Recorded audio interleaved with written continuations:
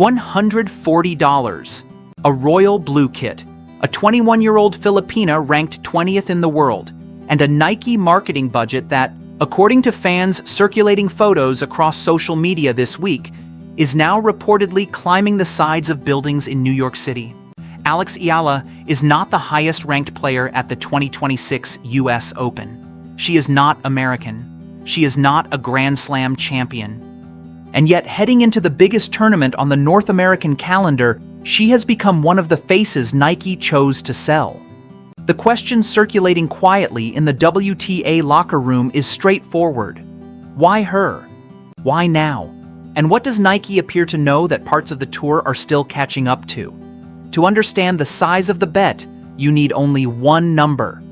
Alex Eala is the first Filipina in history to break into the WTA top 20 and the first to lift a WTA 500 trophy after her title run at the Mubadala City DC Open, where she defeated world number 3 Jessica Pegula in the final. That is the on-court credential. Everything Nike has done around her over the last 12 to 18 months has been oversized relative to a conventional reading of that ranking.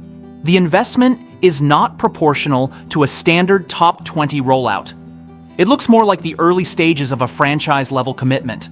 The public trail is already substantial, and once assembled in sequence, difficult to dismiss as routine athlete support. In July 2025, Nike designed a custom Sampaguita hair tie for Eala's Wimbledon center court appearance. The Sampaguita is the national flower of the Philippines. Brands do not manufacture nation-specific microproducts for peripheral or developmental players.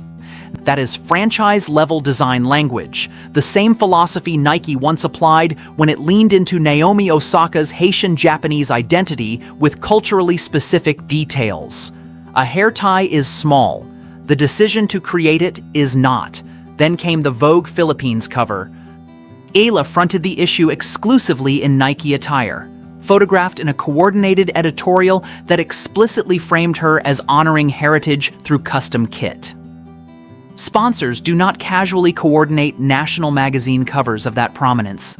Those are rollout decisions that require internal alignment between athlete marketing, regional teams, and brand storytelling. The feature did not treat her as a novelty. It treated her as an already established cultural figure inside the Philippine market. She posted from Nike's New York headquarters with a 2-word caption, "New York, New York." Later, she was flown to the global headquarters in Beaverton, Oregon, for a personalized welcome that Nike's own corporate channels acknowledged in Filipino, "Salamat Sampaguita." The audience in Manila understood the signal immediately. Corporate accounts do not post in Tagalog by accident. The language itself was part of the message. Compress the timeline and the pattern becomes hard to argue with. Custom Filipino product at Wimbledon, Vogue cover, New York headquarters visit, Oregon ceremony delivered with cultural specificity, signature tier retail language around her footwear, a $140 court slam dress in royal blue appearing on shelves, and now credible reports of billboard scale visibility in the city that hosts the final Grand Slam of the year. Fans who insisted 2 years ago that Eala was not a novelty or a diversity checkbox, but a potential global Nike face, were reading signals that many inside the sport were slower to accept. The receipts are becoming visible at street level. Sports Illustrated has been publishing since 1954. When its tennis desk describes a player as having officially arrived as a legitimate contender on the WTA Tour, the language carries institutional weight. The same outlet that helped turn earlier generations of stars into cultural monuments was now applying serious contender framing to Eala. The Washington Post, writing about the broader athleisure competition surrounding the US Open, identified Nike as taking aggressive positioning with Eala as a primary new asset in that fight. When those two voices converge from different angles, the conversation is no longer confined to fan accounts or diaspora enthusiasm. It has entered the establishment layer of American sports media. Nike's decision is not only about one athlete's ascent, it is also about geography. For most of the modern era of tennis marketing, the brand's heaviest franchise investment flowed toward American, European, and select Japanese athletes. Serena Williams, Maria Sharapova, Naomi Osaka. Southeast Asia, and specifically the Philippines, a nation of more than 100 million people with one of the world's more significant sneaker-buying diasporas, was rarely treated as a core growth answer for tennis. That appears to be changing. The reported billboards, if they materialize at the scale fans expect, would represent not simply one player's elevation, but an entire market being invited into the tennis conversation at a new commercial volume. Tournament directors already know Eala fills seats at a rate that outpaces her ranking. Nike is signaling, through product and placement, that it intends to own the commercial expression of that demand. The calendar is dense with checkpoints. The 2026 US Open runs from late August through mid-September. Eala's exhibition appearances and main draw schedule are already positioned as visible marketing moments. Subsequent product drops, including further colorways of her Vapor line, will function as additional proof points. Every one of those events is another opportunity for Nike to test how far the imagery and the merchandise can travel. Tournament directors watch who fills seats, brands watch who moves product, and who generates conversation in markets that were previously underactivated. The on-court record that supports the bet is real but incomplete. After a dramatic first-round comeback at a previous US Open, recovering from 5-1 down in a deciding tiebreak against a higher seed, Eala exited in the second round. She did not hide from the result. She posted a measured note about living out dreams even on the difficult days.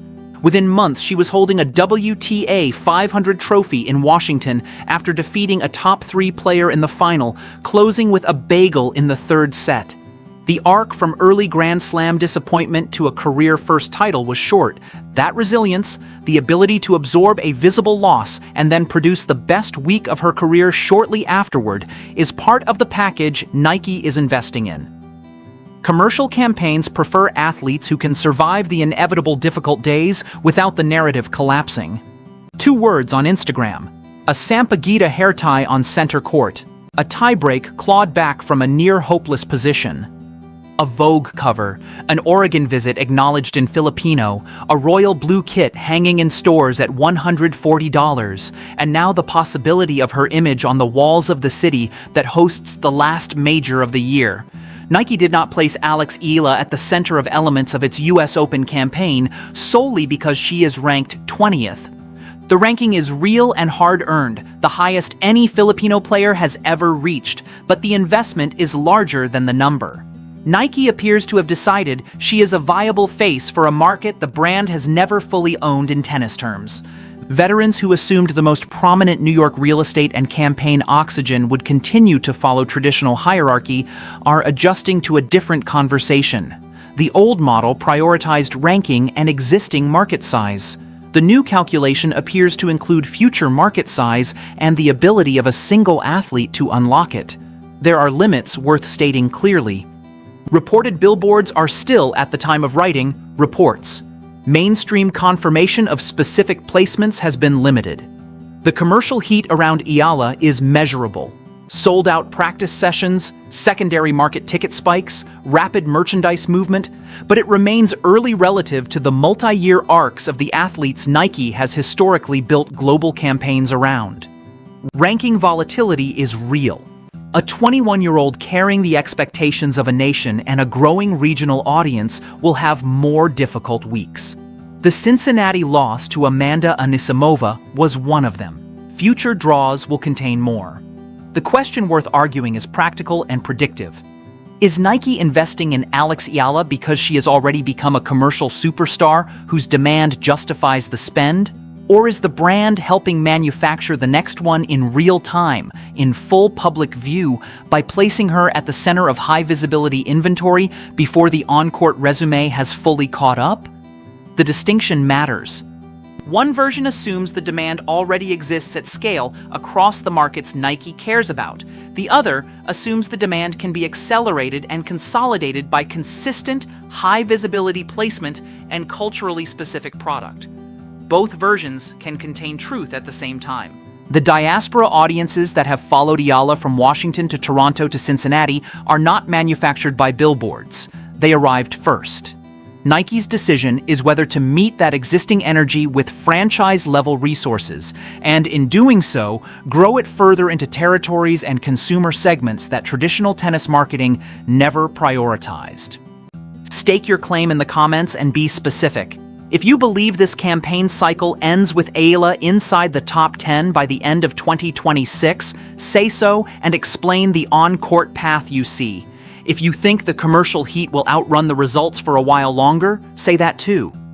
If you believe the more important story is the market being opened rather than any single ranking number, make that case. This channel will track the product drops, the visibility, the match results, and the gap, or lack of one, between them on the road through New York and into the Asian swing that follows. Predict it now, on the record. Then watch which side of the ledger the next months fill in. The royal blue kit is already on the shelves. The larger question is how much of the skyline and how much of the market behind it comes with it. Where the ones who saw the pattern early stay until the billboards confirm it.